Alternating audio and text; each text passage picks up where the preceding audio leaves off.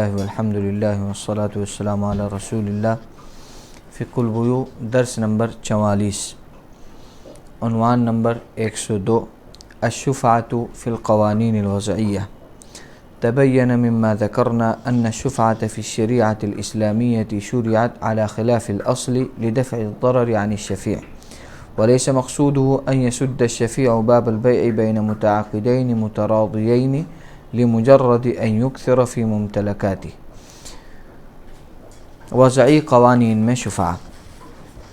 ہم نے جو کچھ ذکر کیا اس سے یہ واضح ہو گیا کہ شریعت اسلامیہ میں شفعہ کو اصل کے خلاف شفیع سے نقصان دور کرنے کے لیے مشروع کیا گیا ہے۔ اس کا مقصود یہ نہیں ہے کہ شفیع محض اپنے املاک بڑھانے کے لیے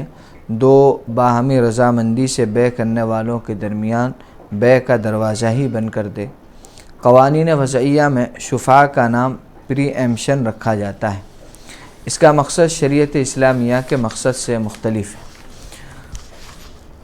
قوانین وضعیہ میں پری ایمپشن کا استعمال مختلف طریقوں سے کیا گیا ہے، من جملہ اس کے یہ ہے کہ امریکہ اور آسٹریلیا نے قوانین میں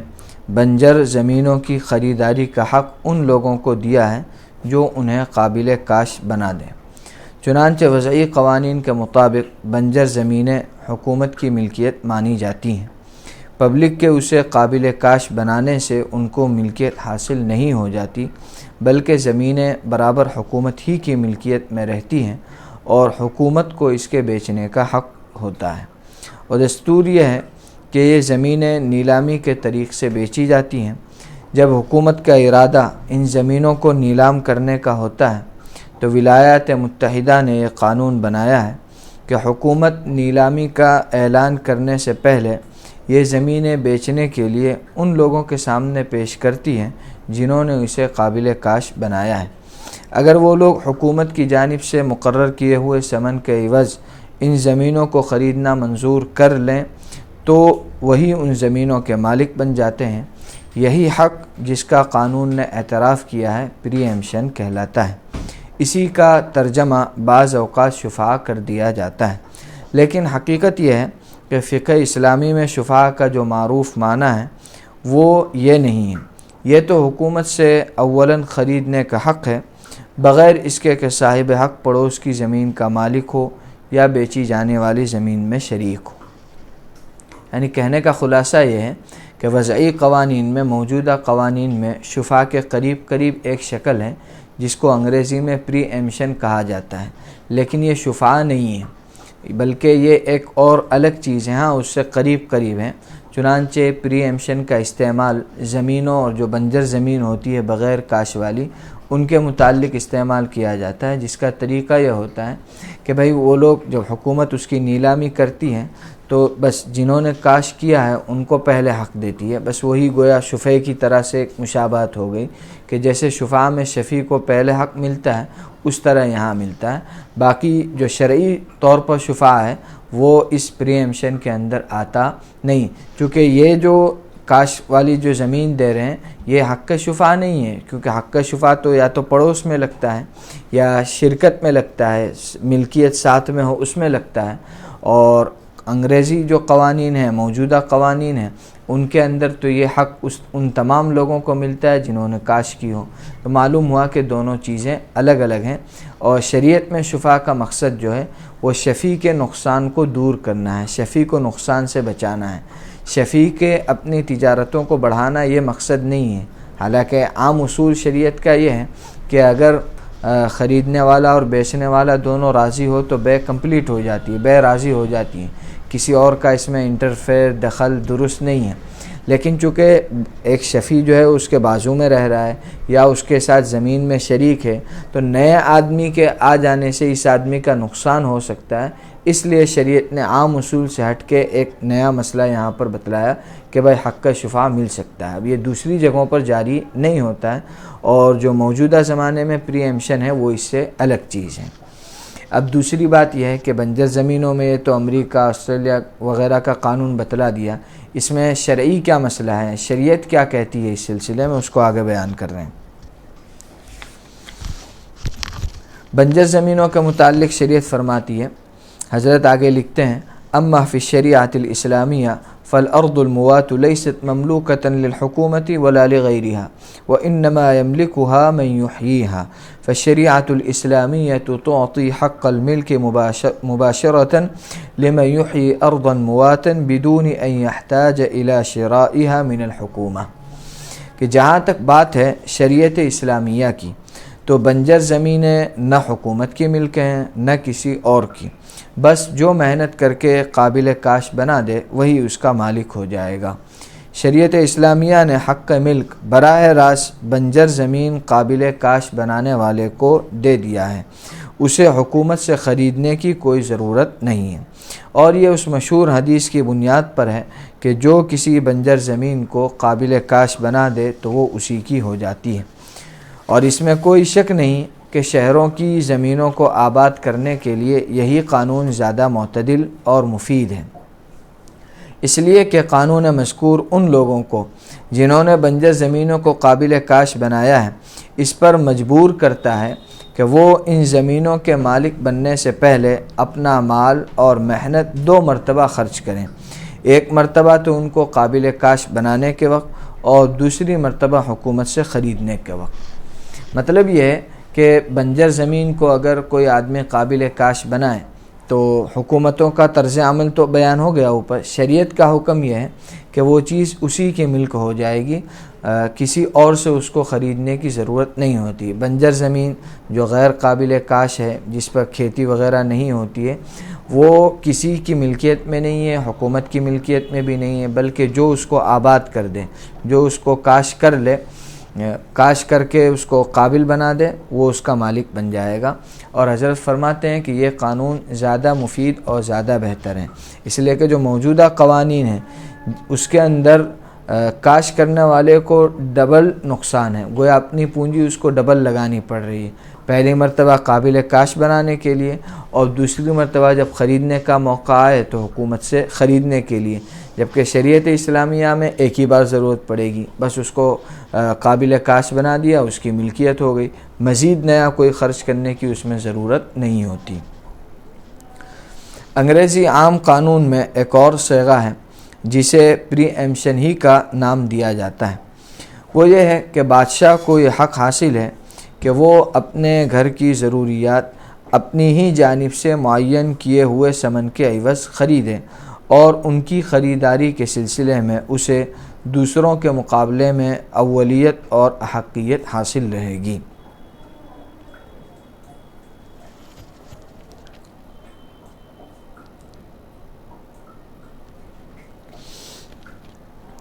یہ پری ایمپشن کی ایک اور شکل یہاں پر بیان کی ہے کہ جو اس جگہ کا بادشاہ ہے اس کو یہ حق حاصل ہوتا ہے کہ وہ اپنا ایک ریٹ متعین کر لے خریدنے کے لیے، اور پھر دوسرے لوگوں کے مقابلے میں خریدنے کے اندر اسے اولیت حقیت حاصل ہو۔ تو جیسے شفاء میں شفیع کو ایک طرح سے اولیت حاصل ہوتی ہے، جو ہے آگے بڑھنے کا حق حاصل ہوتا ہے، اسی طرح اس کو بھی ملتا ہے۔ شرعی طور پر یہ بھی حق شفاء نہیں ہے۔ بعض عالمی اور تجارتی قوانین میں حکومت کو حق شفاء دیا جاتا ہے ان اجانب فورینر کے مقابلے میں جو اس حکومت کی حدود میں اپنا تجارتی سامان لے کر کسی دوسرے ملک میں ایکسپورٹ کرنے کے لیے گزرتے ہیں،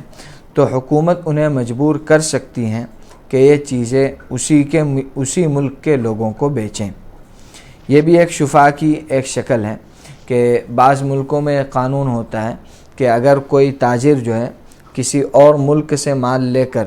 اس ملک سے گزرتا ہوا آگے کسی اور ملک میں مال لے جانا چاہتا ہے بیچنے کے لیے، مثال کے طور پہ ایک آدمی ایران سے آیا اور ایران سے سامان لے کر وہ ہندوستان آیا، اور اب ہندوستان سے جو ہے وہ افریقہ جانا چاہتا ہے، تو اب یہاں پر اسے مجبور کیا جائے کہ نہیں، تم جو باہر سے جو سامان لائے ہو اسے یہیں پر آپ کو بیچنا پڑے گا، اسے اس سے یہاں سے آگے نہیں لے جا سکتے ہیں۔ یہ بھی جبری دباؤ ہے، اس کو جبری حق شفاء کہا جاتا ہے۔ یہ بھی موجودہ اس سے شرعی طور پر حق شفاء نہیں ہوتا۔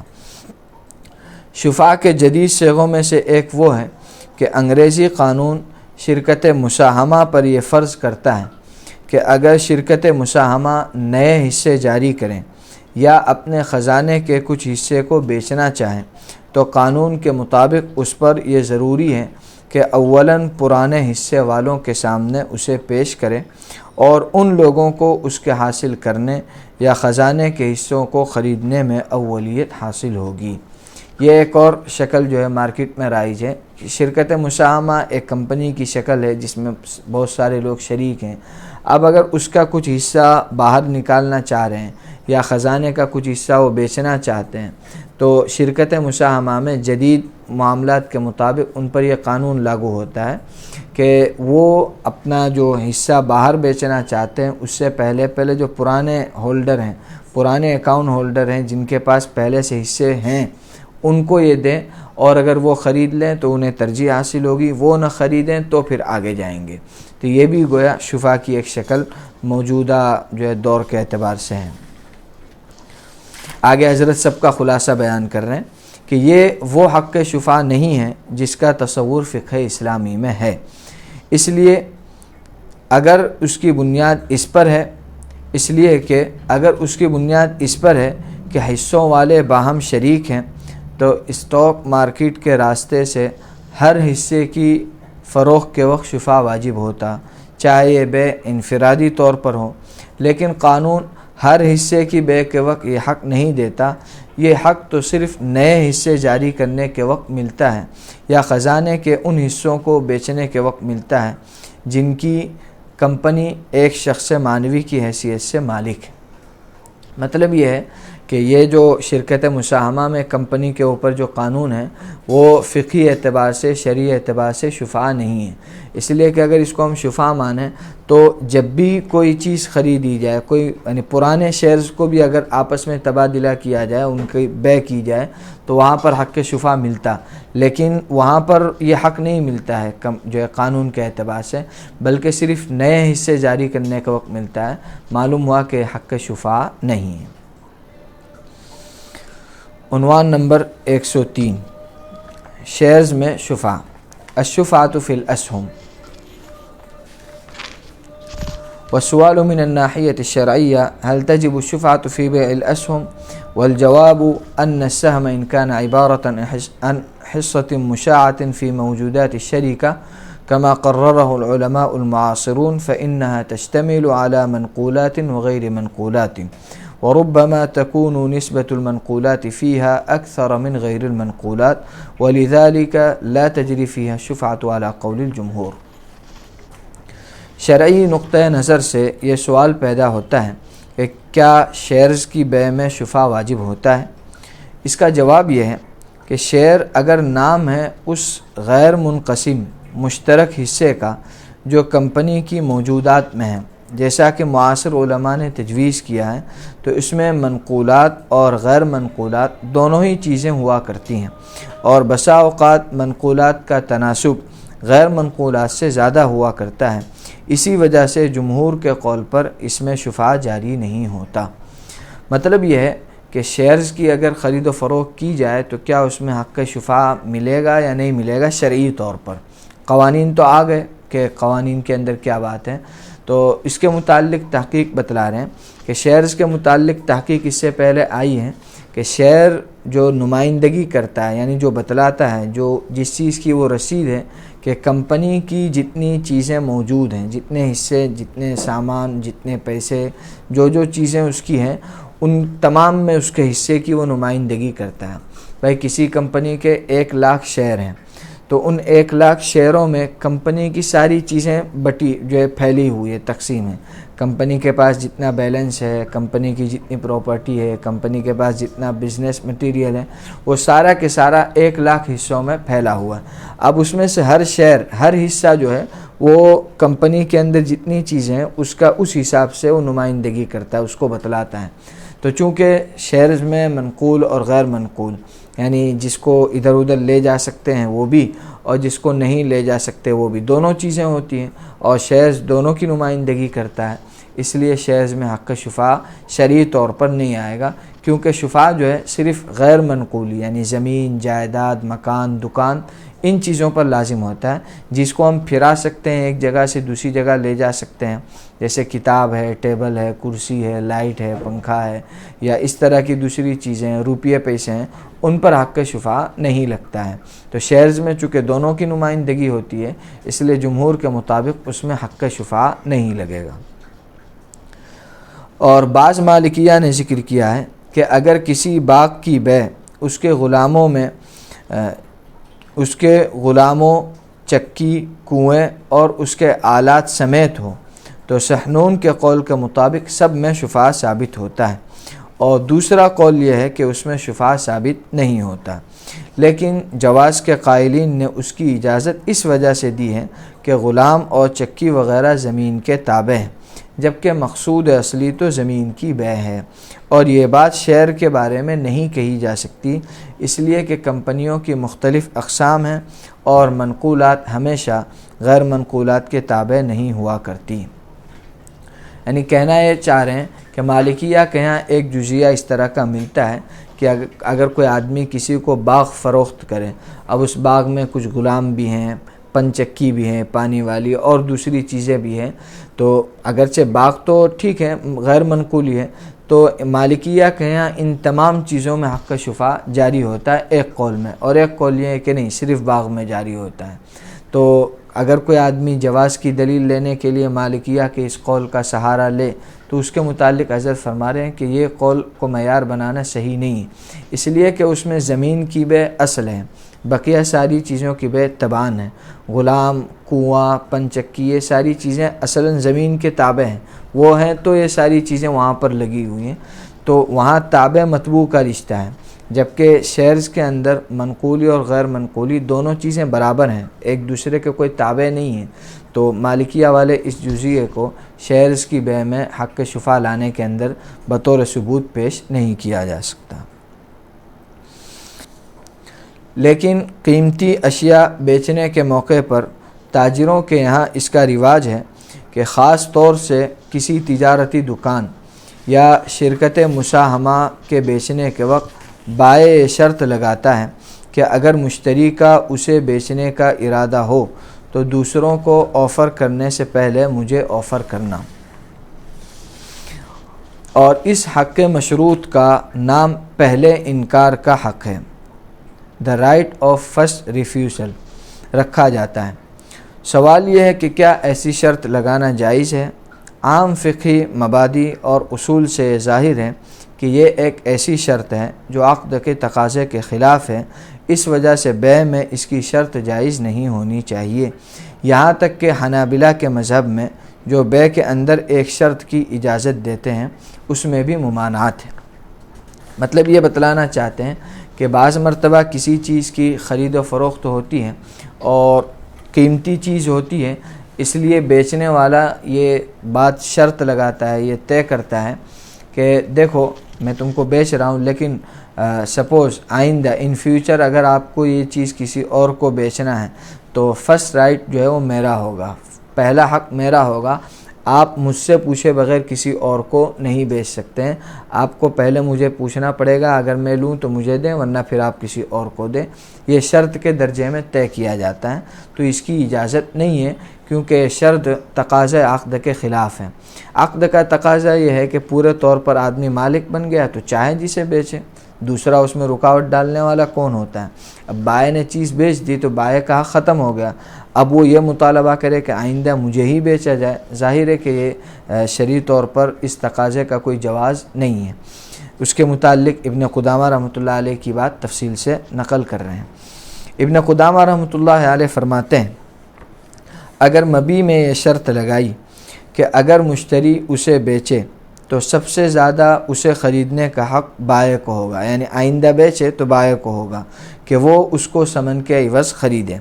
تو مروزی نے امام احمد رحمۃ اللہ علیہ سے روایت کیا ہے کہ آپ نے حدیث نبوی ایک بیع میں دو شرط نہیں ہو سکتی کا مطلب یہ بیان فرمایا ہے کہ یہ فاسد ہے۔ اس لیے کہ اس نے ایک تو یہ شرط لگائی کہ مجھے ہی بیچنا، اور دوسری یہ شرط لگائی کہ ثمن اول ہی کے عوض بیچنا۔ تو یہ ایک بے میں دو شرطیں ہیں جن سے منع کیا گیا ہے، اس لیے یہ عقد کے تقاضے کے منافی ہے،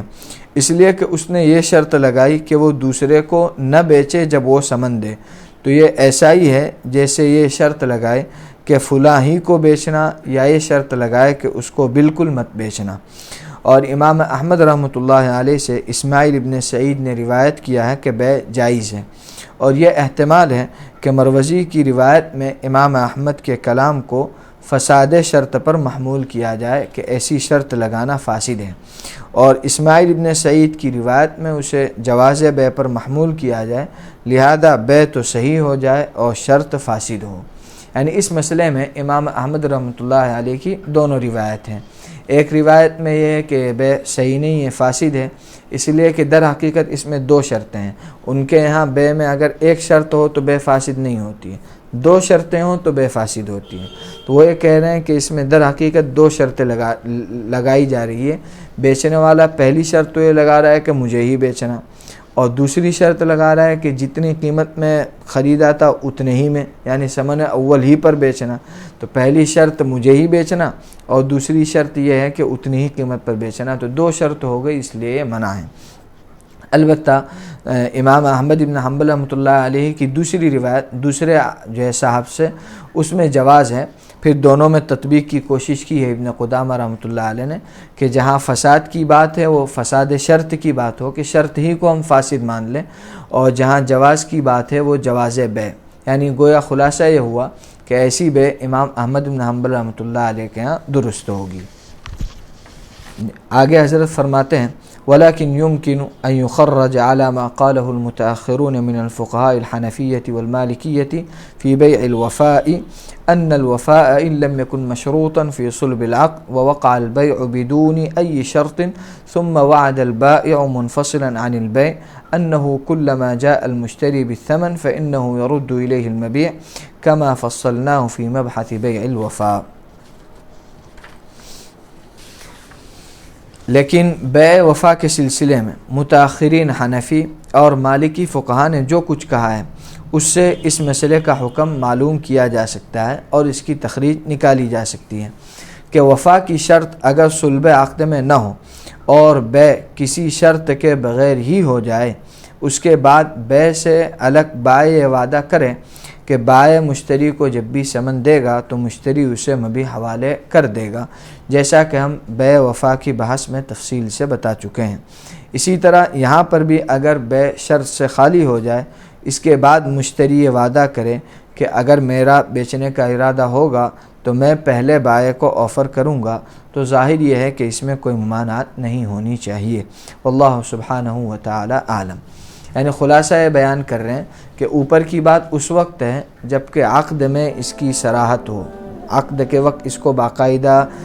جو ہے طے کیا جائے کہ بھئی آئندہ بیچا جائے تو مجھے ہی بیچنا، اور خریدار یہ طے کرے کہ ہاں آپ کو ہی دوں گا۔ اگر اس طرح کی شرط نہ کی جائے، عقد کے وقت کوئی شرط نہ ہو،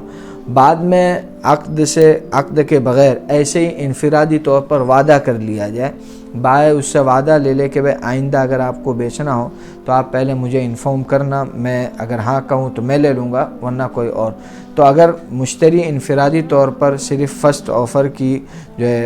آفر کا وعدہ کرے کہ میں آپ کو پہلے آفر کروں گا، تو اس میں شرعی طور پر کوئی حرج نہیں ہے، اور عقد اور معاملہ بھی اس سے فاسد نہیں ہوگا، اس لیے کہ صلب عقد میں اس طرح کی کوئی شرط نہیں لگائی جا رہی ہے۔ جیسے بیع الوفا میں اگر عقد کے وقت کوئی شرط نہ لگائی گئی ہو تو اس کی گنجائش دی جاتی ہے۔ اللہ اعلم۔